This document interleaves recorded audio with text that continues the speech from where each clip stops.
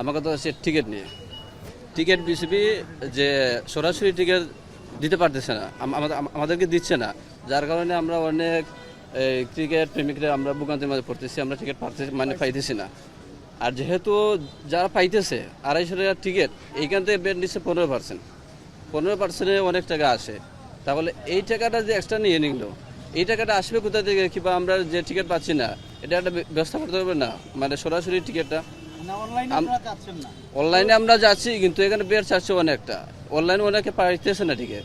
অবশ্যই ইনশাল্লাহ ভালো করবে, আর যে দলটা আসলে কন্টিনিউ করতেছে এই দল যদি খেলে এশিয়া কাপে ভালো করবে ইনশাল্লাহ।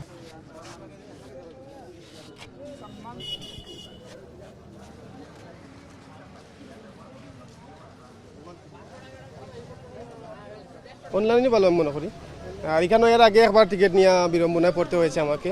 এর আগে আমি টিকিট 700 টাকা করে কিনা লাগছে, যখন আমি অনলাইনে টিকিট কিনি নাই প্রথম মাসে। ইনশাল্লাহ জিতবে বাংলাদেশ। আগেই ভালো ছিল, এখন অনলাইনে যে সিস্টেম করছে বিসিবি এটা আসলেই কঠিন। কারণ মানে অনলাইনের মাধ্যমে তো ম্যাক্সিমাম মানুষই মানে বুঝে না অনলাইনে কিভাবে কাটতে হয়। সহজ বলতে যারা বুঝে ঠিক আছে তাদের লাগে সহজ, আর যারা মনে করেন বুঝে না তাদের জন্য অনেক কঠিন। দেখা যাচ্ছে আমি অ্যাপ ডাউনলোড দিছি, ডাউনলোড দেওয়ার পরে অনেক কিছু প্রসেসিং করছি, কিন্তু এনআইডি কার্ডের লাগে পারছি না।